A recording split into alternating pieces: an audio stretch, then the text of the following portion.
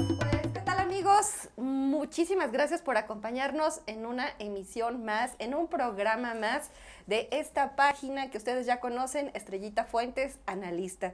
Yo soy Estrellita Fuentes, servidora y amiga, periodista independiente, haciendo un esfuerzo con un grupo de amigos de trascender un poquito en los medios y de hacer productos diferentes.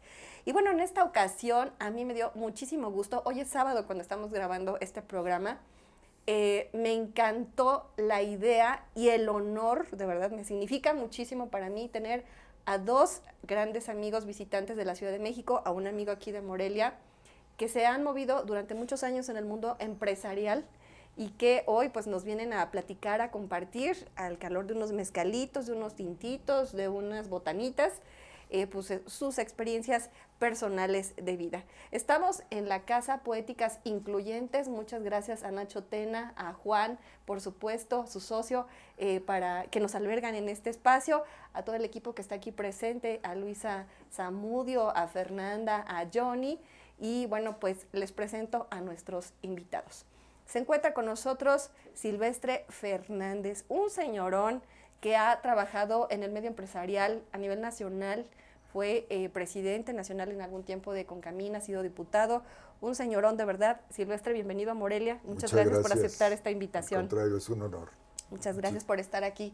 Una gran amiga, Eva Müller, una, ¿qué le puedo decir? Socialité, promotora de, pues del Club de Amigos, del Club de Industriales, por supuesto, que me encanta. Eres una gran mujer, talentosísima, brillantísima. Gracias, Estrella. Y me encanta tenerte aquí en Morelia. Bueno, muchas gracias. ¿Qué puedo decir de ti?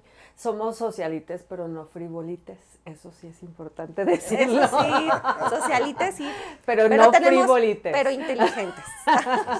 Gracias. Y bueno, gracias. También está con nosotros Isaac Díaz. Isaac Díaz, que se está lanzando al ruedo aquí en Michoacán, con una nueva asociación de empresarios, una nueva alternativa para todas aquellas personas empresarias, emprendedoras, que quizás no forman parte de ninguna cámara empresarial. Bueno, pues ya tienen una nueva alternativa a través de una asociación que está lanzando Isaac. Y bueno, pues resulta que nos conocimos en diversos tramos y resulta que los cuatro somos amigos y pues aquí estamos. Isaac Díaz, muy bienvenido. Un gusto saludarte, Estrellita, muchas gracias. Silver, Eva, muchas gracias por compartir este espacio. Pues empezamos contigo, Isaac. A ver, platícanos de esta asociación, de este evento que acabas de tener. Cuéntanos cuál es la intención, qué es lo que estás haciendo, de qué trata. Mira, este grupo inició en febrero de este año precisamente y es en base a la ausencia que ha habido por parte del gobierno federal y en su momento el gobierno estatal de apoyar a los empresarios.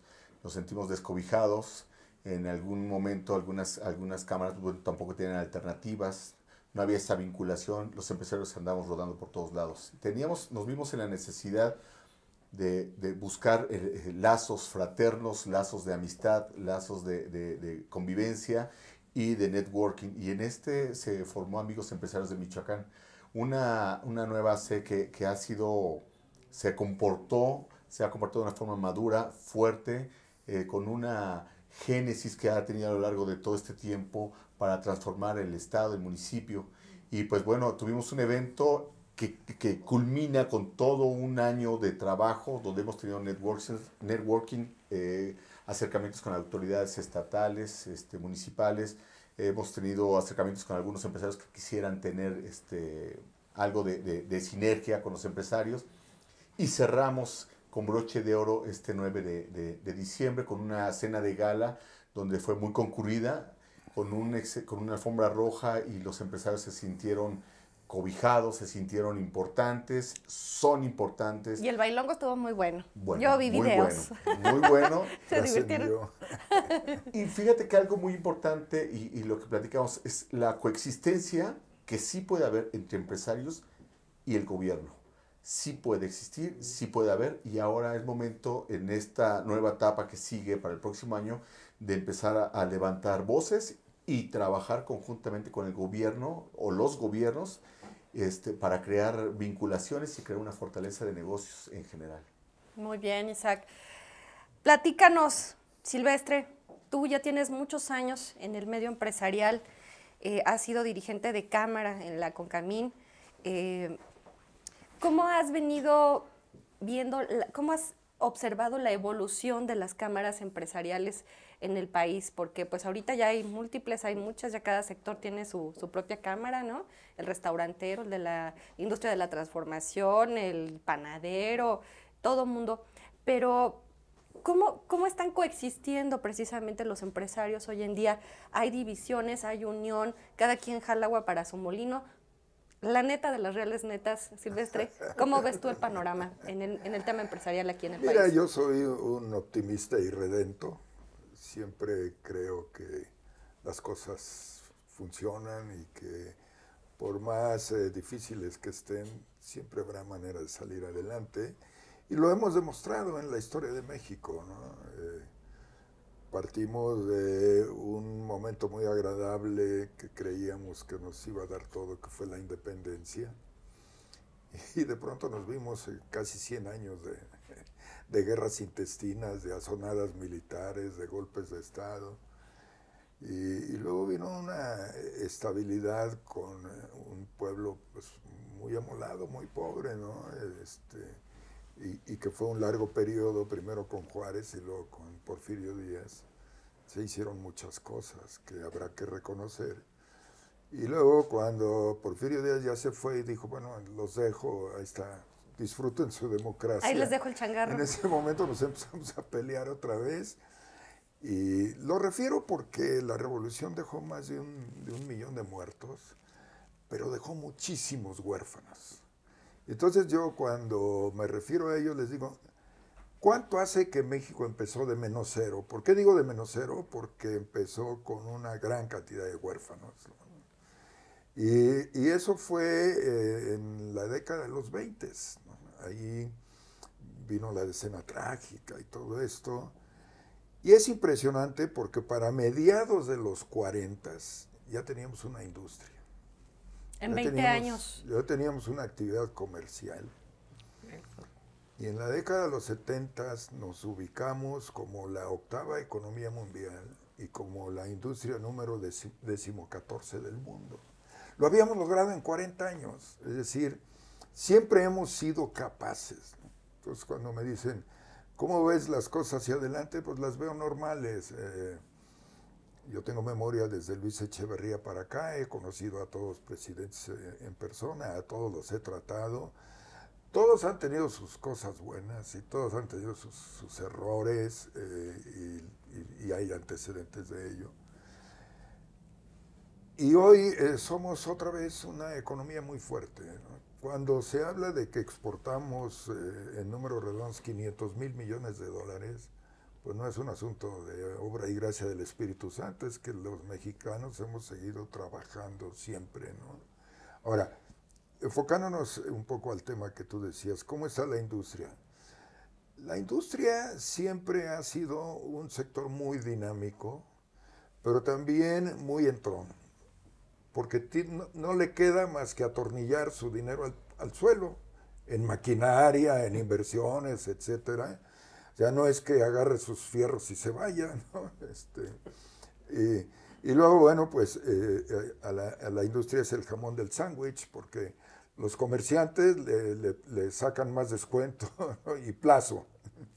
Los banqueros le cobran más intereses y le piden que pague a tiempo. Entonces, los industriales siempre andamos ahí en medio de una zozobra permanente y sobre todo cada vez que llega el pago semanal o quincenal, ¿no? Entonces, y la otra es que es muy interesante esta organización de los industriales, porque se han ido conformando cámaras, la misma ley lo marca, cuando tienes un determinado número de empresas afines, tienen la oportunidad y el derecho de conformarse en cámara industrial.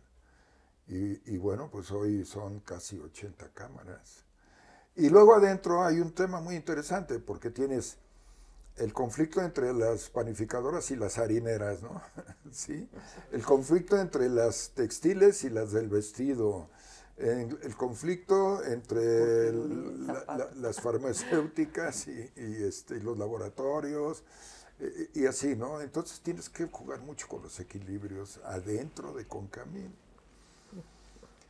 Y Y bueno, pues hoy además están afiliadas a Concamino una gran cantidad de asociaciones que son el embrión para hacer cámaras. Ahora, termino diciendo que no ha sido fácil porque al principio estábamos anclados en la obligatoriedad de registrarnos ante una cámara por ley. Un buen día el gobierno quitó esa obligatoriedad y hubo entonces pues la salida de muchas empresas que ya no quisieron pagarle a las cámaras o ya no vieron la necesidad de estar afiliados y bueno, pues algunas cámaras se disminuyeron bastante. Entonces hoy tienen el reto de volver a aumentar su membresía y tienen el reto de cómo guiar a las empresas en esta zozobra de vaivenes económicos, que no es nuevo, ¿eh? Siempre estamos en crisis, Silvestre. Entonces, es la eterna crisis. Termino diciendo que ellos dos cuando nacieron solo escucharon la palabra crisis, pero hoy sabemos. Yo también la escuché. Sí, bueno. Hoy sabemos, todos ustedes que están aquí, nacieron, escuchan solo la palabra crisis, no han escuchado crecimiento, desarrollo, etcétera.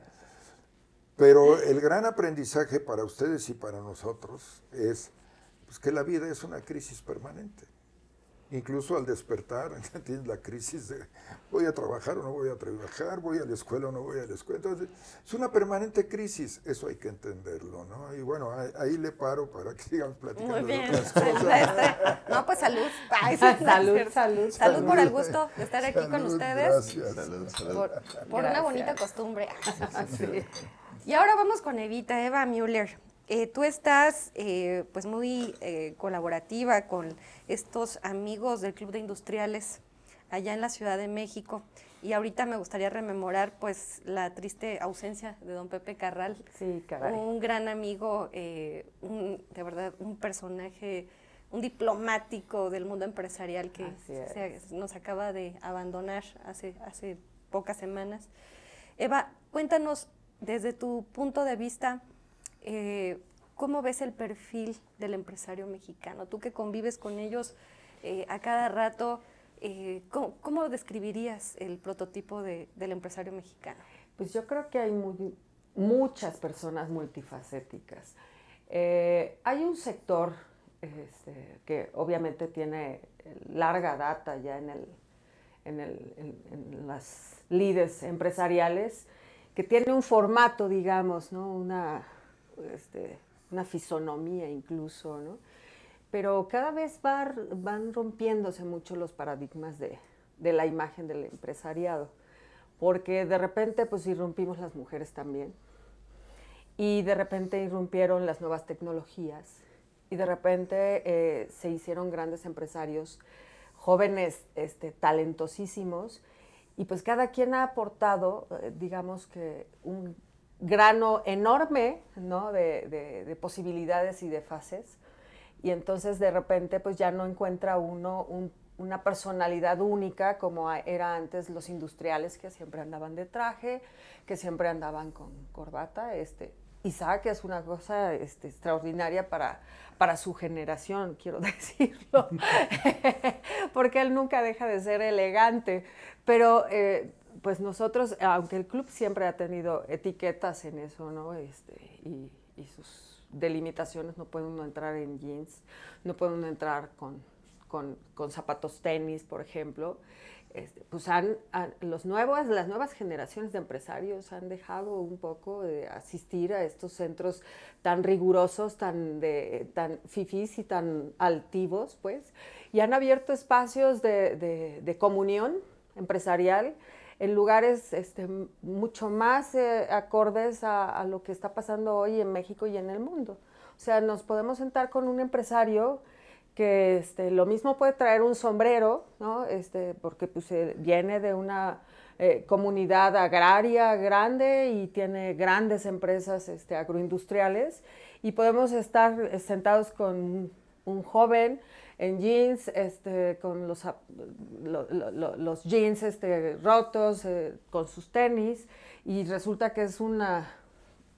chucha cuerera en materia de tecnología y esta vinculación con gente diferente nos ha dado la posibilidad de tener un crisol mucho más nutritivo, ¿no? Mucho más polifacético, pero también con visiones pues más acordes y adecuadas a lo que se está viviendo en el mundo.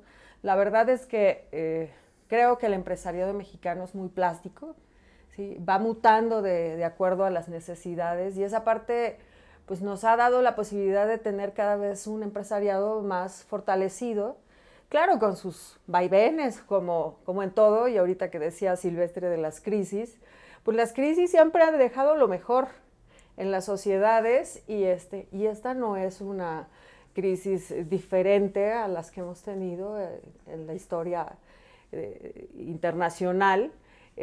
Creo que está dejando cosas muy positivas en los sectores empresariales y que pues ha dado mucha innovación.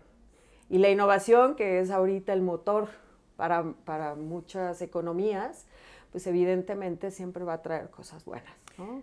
Y al respecto, mi querida Eva, Silvestre, y por supuesto Isaac, en este año y medio se nos han conjuntado pues no solamente la crisis financiera, económica, sino también una crisis de salud por el COVID-19, el enclaustramiento.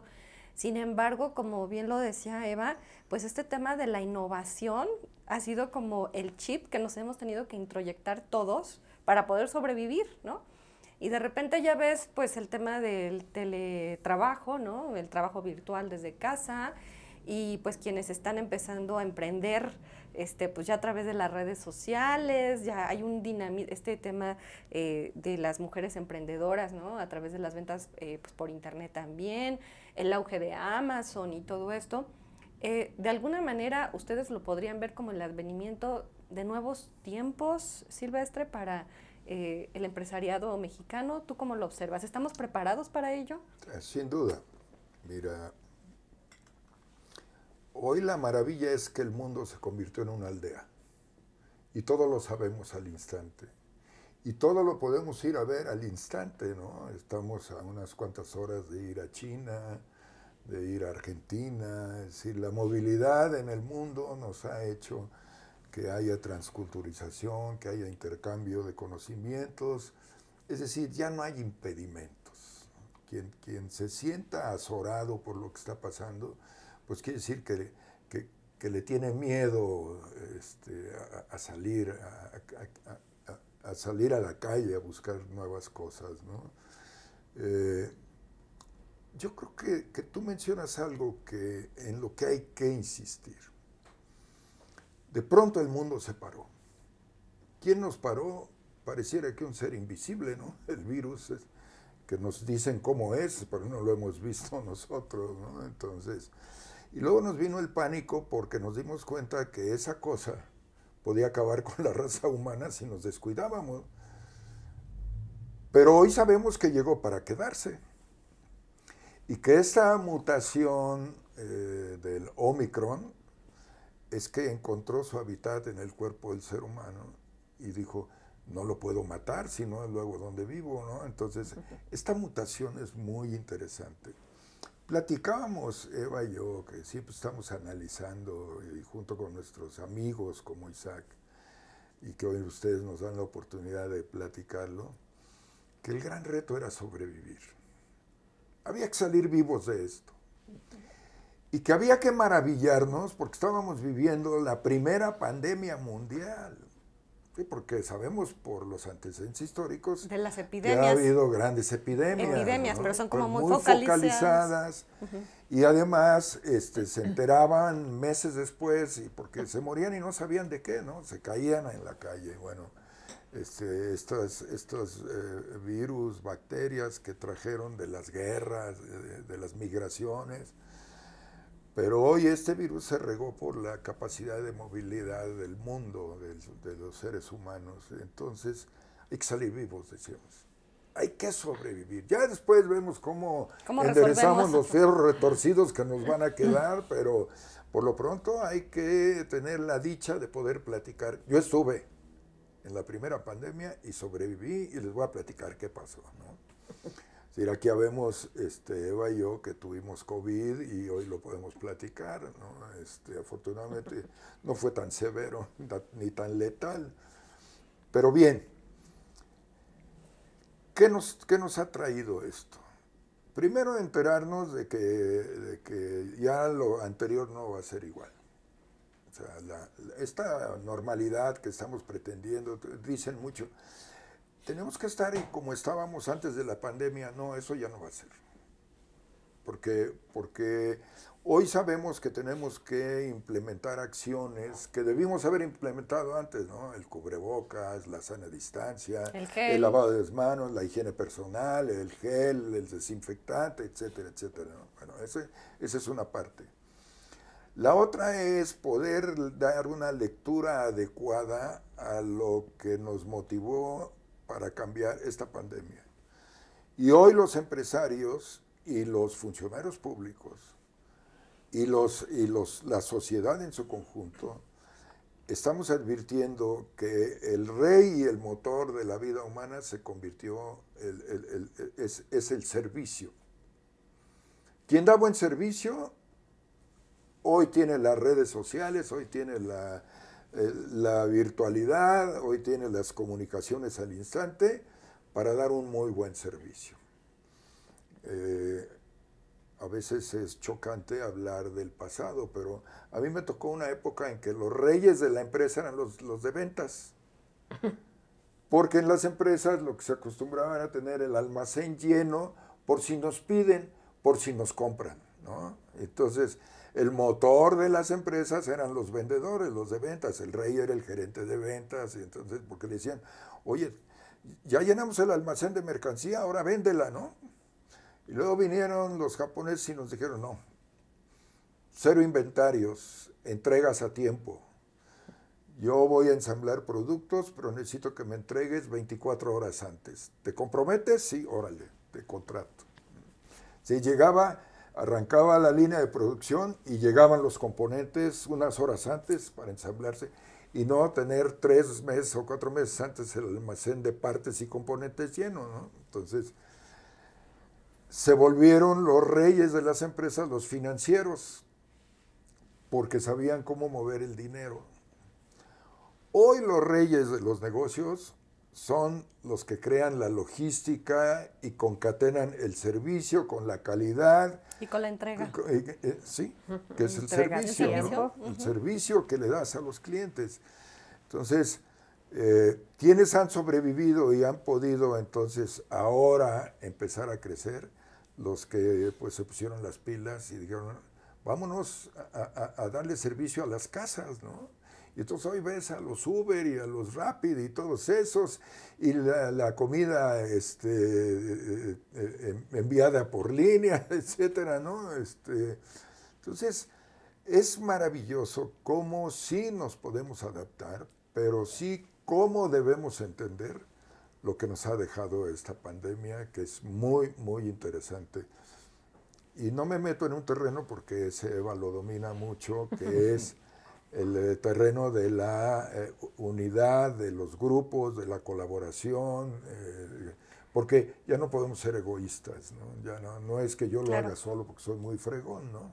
Claro, aún en medio de esta, ahorita regresamos contigo, Isaac, pero Eva, aún en medio de esta distancia, esta sana distancia a la que hemos estado sometidos y obligados, ¿tú cómo ves el comportamiento de las dinámicas empresariales, el tema del networking, las relaciones públicas, la solidaridad de la que habla Silvestre? ¿Ha cambiado el chip que tiene el empresario mexicano de alguna manera? ¿Tú qué has observado? Yo creo que es evidente que ha cambiado y ha tenido que cambiar a veces a fuerza y el rigor de las necesidades. No hay ahorita ninguna empresa que pueda subsistir si no es en colaboración colectiva. O sea, yo en eso creo que es una de las grandes ventajas que nos va a dejar la pandemia.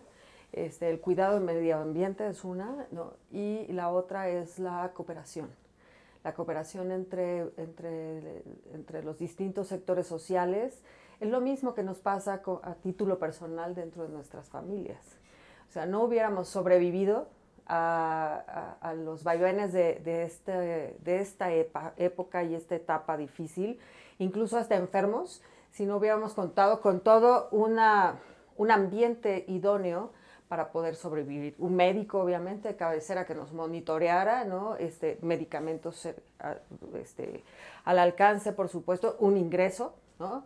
Y la otra, toda una red de servicios adicionales para poder sobrevivir en el confinamiento.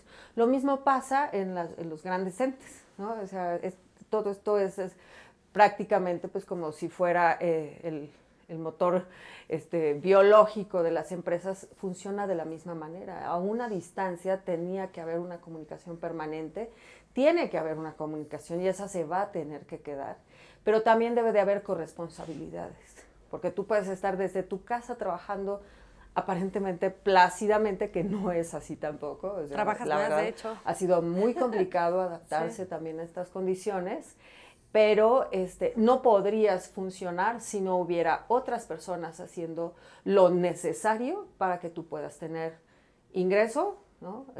Tu dinero cada quincena, en el caso, ¿no? Y empresarios adaptando sus mismos mecanismos de producción incluso para que tú puedas estar... O cambiando de giro incluso, ¿no? Bueno, eso es Los inminente, o sea, el los que tener tuvieron que cambiar el giro el en medio tener de la que crisis. sumar multigiros, hacerte de muchas cosas a la vez, es parte y la vocación empresarial actual, ¿eh?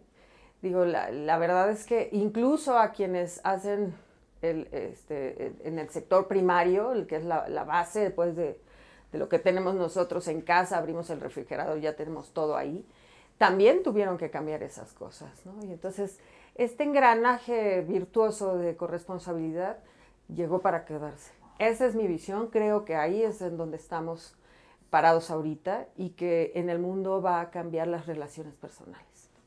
Y en este engranaje virtuoso del que habla Eva, mi querido Isaac, ¿tú lo ves presente, latente, se puede potenciar aquí en Michoacán? Claro. De hecho, el salto cuántico que dimos a partir de decir se cierran fronteras, de decir se cierran puertos, de decir se cierran empresas que tengan un tumulto de personas y que tengamos que ir a casa y hacer la labor en casa, ese salto que se sabía que iba a llegar, en algún momento tenía que llegar porque para eso iba, fue de decir, te paras y lo hacemos ahora. Pero eso fue a nivel mundial. Entonces, esa parte es una adaptación por parte del empresariado como la parte laboral de los empleados. Todos tuvimos que cohabitar en esa transformación inmediata. Los alumnos, es más, los doctores, cuando tuve yo igual una situación familiar de COVID, el médico daba la consulta por vía virtual. Y decía qué es lo que tenías que comprar, te imprimía la receta, te la daba escaneada ya con la firma, y la podías hacer el cambio en las farmacias y te estaba monitoreando día con día. Esa parte con todos los cambios fue haciendo que se reinventaran desde las cadenas de producción, las cadenas de implementación de procesos, todo se reinventó.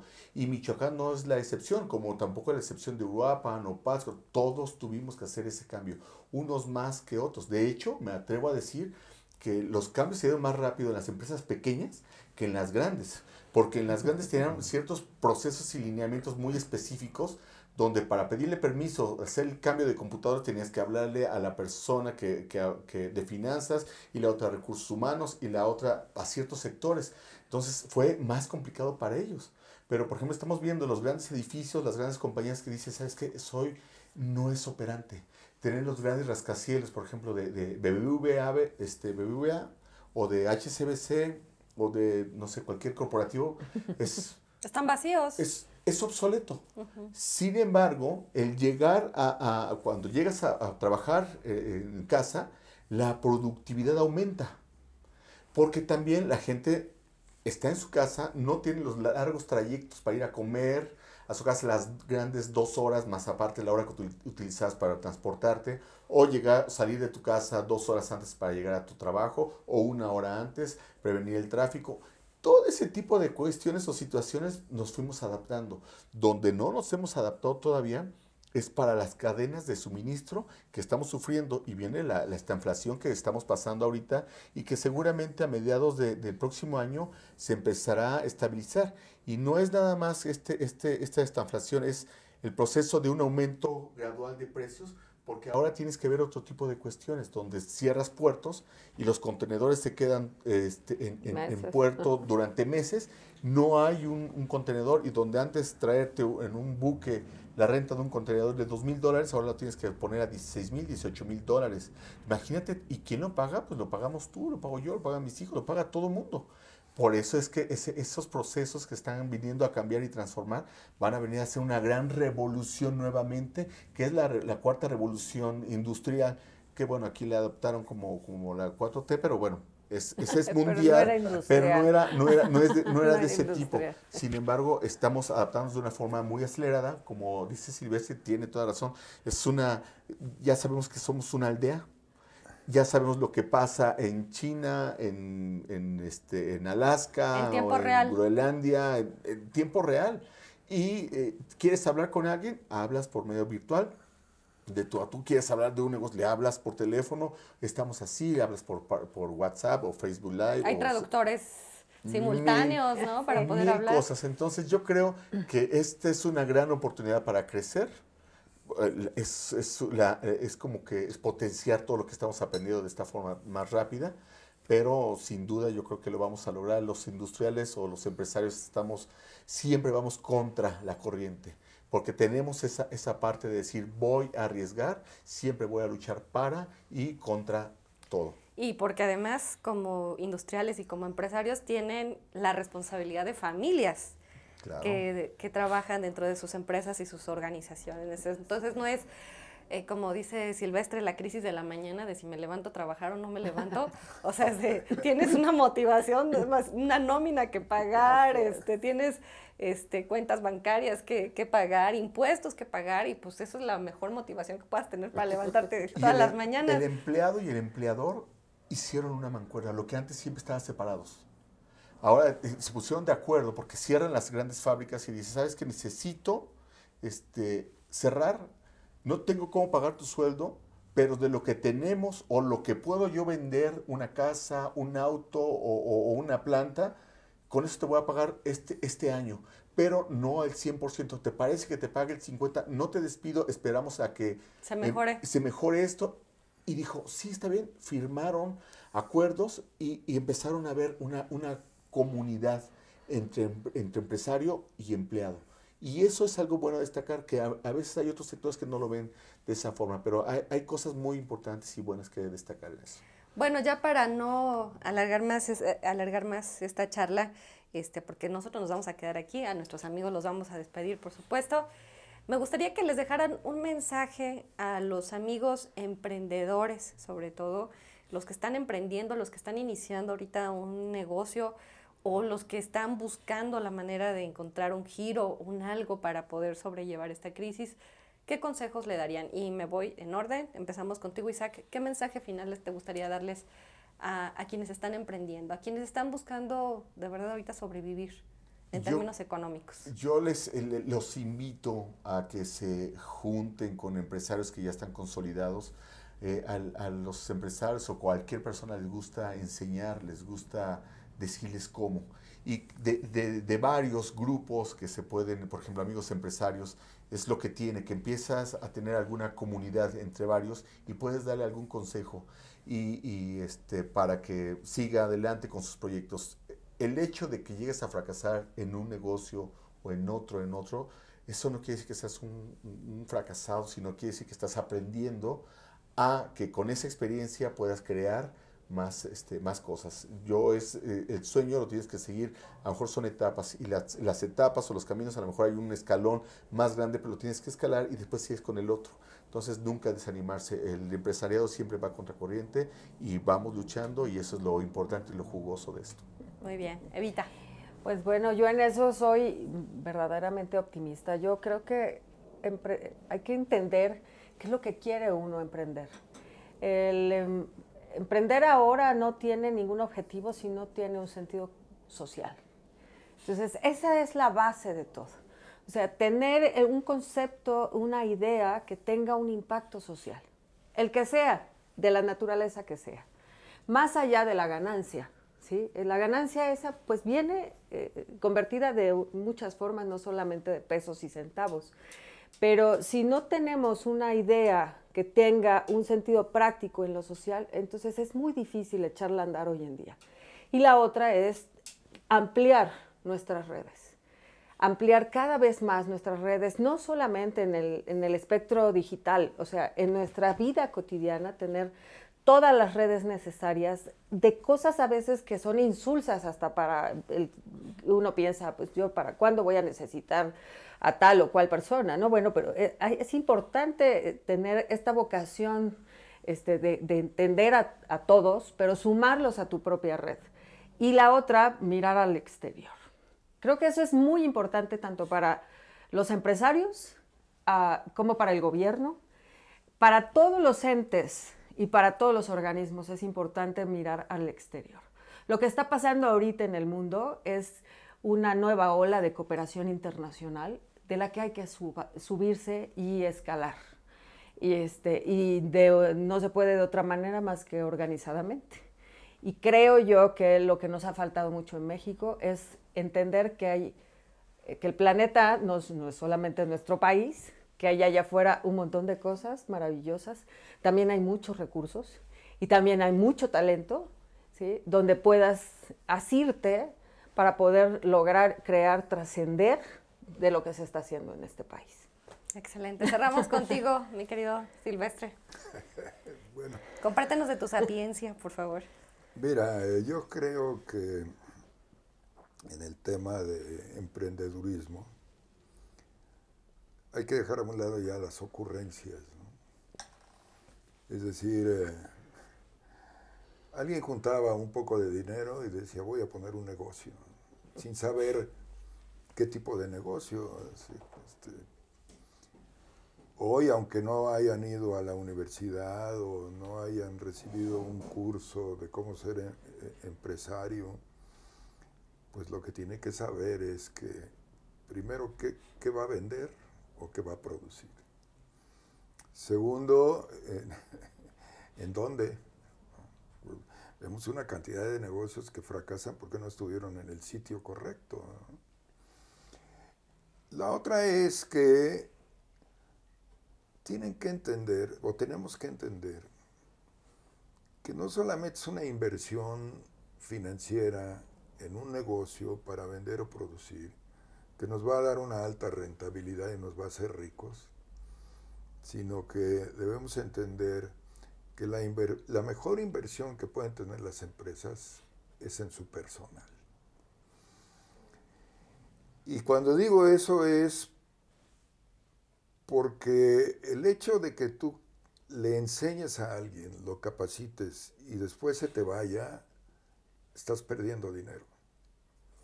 Porque hiciste una gran inversión en preparar a alguien y no es el hecho que después por chismes, por caprichos, lo despidas. Cuando entendamos que la mejor inversión es en nuestra gente, en ese momento vamos a empezar a tener más éxito. La otra es que no necesariamente se puede uno hacer rico o tener altas ganancias de la noche a la mañana. Que no hay que gastarse las utilidades antes de crearlas, ¿no?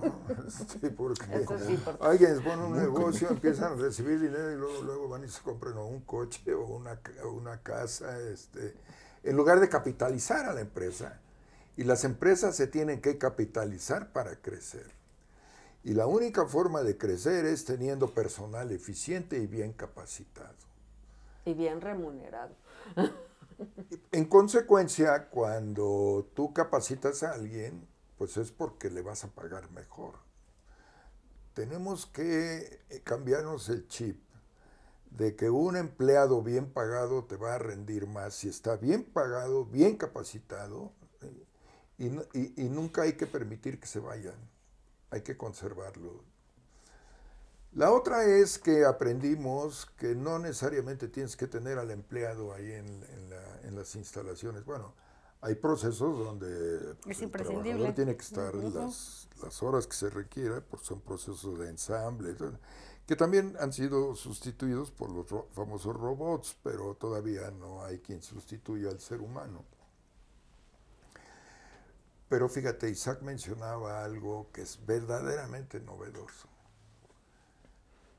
Las grandes empresas de tecnología descubrieron que era mejor tener a sus empleados en su casa y dotarlos del herramental necesario, una computadora, un celular, internet, etcétera, que tenerlos concentrados en un edificio de 40 pisos, ¿no? Entonces, hoy los que hicieron esos grandes edificios están padeciendo que no hay quien se los rente, ¿no?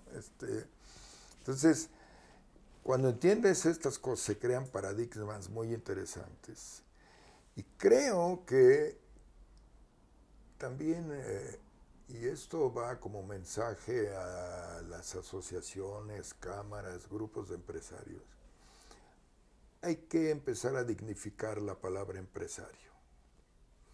No podemos seguir denostando a los empresarios diciendo que son explotadores, que no pagan impuestos, que se enriquecen vilmente, porque la palabra empresario es una palabra sagrada. Como la palabra funcionario público es una frase sagrada, como la palabra trabajador, empleado, es también con una enorme dignidad. Político. Es que, mira, qué bueno que mencionas eso, porque hemos cometido el gravísimo error de englobar todo en lo político. Sí, un policía te esquilma, te extorsiona y decimos que un político. No es cierto, es un policía. Vas a la ventanilla y el empleado que está ahí atrás te extorsiona o te pide dinero por pasar tu papel encima de los otros, y entonces dices, es un político ratero. No, no es un político. Es un funcionario público corrupto. Un legislador corrupto no es un político, es un legislador corrupto. Entonces, hay que empezar a aprender a llamar las cosas por su nombre, porque política eres tú, por el trato que nos das y por el trato que haces en tu casa. Estás haciendo política al acercarte a tus familiares. Aquí hacemos política al tratarnos muy bien, al ser afables, buenos anfitriones. Entonces también tenemos que recuperar la dignidad para la palabra política. ¿Y por qué digo que es una palabra sensacional? Porque en la antigüedad se quitaban el poder con piedras y palos. Después surgió la pólvora y se quitaban el poder a balazos. Y en ese momento el hombre creó la política para dialogar. Y a través de dialogar creó la democracia. Y entonces la democracia nos dio la oportunidad de elegir quién nos dirigiera con la participación y la voz de cada uno. Y entonces dejamos de quitarnos el poder a pedradas y a balazos. Aunque bueno, hay quienes dicen, no me gusta la política y te mato, o no me gusta la política y te doy una pedrada, ¿no? Pero no es que sean políticos, son miserables. Entonces, la política es el arte de dialogar, es el arte de convivir, es el arte de crear un mundo mejor, de convivencia entre todos. Cuando dignifiquemos la palabra obrero, que no es el cuate que anda de botas y overol, cuando dignifiquemos la palabra empleado, que es el que está en una oficina, cuando dignifiquemos la palabra de un líder sindical, de un empresario, de un gobernante, de un legislador, y cuando dignifiquemos la palabra ciudadano, creo que nos va a ir mejor, mucho mejor. Y bueno, pues creo que son tiempos ahora de empezar a entender eso, porque estuvimos a punto de desaparecer, a punto de que desapareciera la raza humana. Y por último diría, esto me encanta a mí, dejemos de ser soberbios. Cuando oigo, y me molesta mucho, cuando oigo incluso científicos que dicen, es que vamos a acabar con el planeta. No sean idiotas. El planeta, el día que se harte de nosotros, se va a mover tantito y nos va a comer a todos. Mandar al espacio a todos, ¿no? Y el planeta ahí va a seguir. Entonces, lo que está en riesgo es que destruyamos el hábitat de la única casa que tenemos, que es el planeta Tierra, porque no hay otro lugar donde vivir, por lo menos en este momento, y que dejemos de ser soberbios y nos respetemos unos a otros y que respetemos el medio ambiente y que respetemos esta maravillosa casa que tenemos que se llama planeta Tierra. Entonces, todo este asunto de no llamar a las cosas por su nombre, de estar denostando lo bueno que tenemos como raza humana y de no respetar la casa donde vivimos, creo que son algunas de las muchas cosas que tenemos que desterrar y que tenemos que cambiar para que haya una mejor convivencia entre nosotros, los seres humanos, y nos ayudemos y nos apoyemos unos a otros, porque no nos queda de otra, ¿eh? Bueno. O sea, no hay plan B, ¿eh? No hay plan B. No lo tenemos. Pues yo propongo un brindis por eso. Sí. Gracias. Un brindis por tener a grandes amigos como ustedes, Gracias. por la visita de gracias. Silvestre y Eva aquí a Morelia, a Michoacán.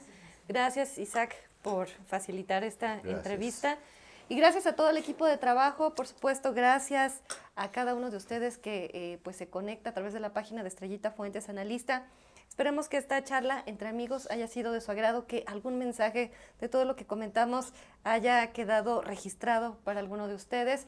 Y si les puede servir algún consejo, les puede ser de utilidad, pues estaría maravilloso y excelente. Yo soy Estrellita Fuentes, analista. Les agradezco mucho que se hayan conectado con nosotros y esperen muy pronto otro programa más. Muchísimas gracias.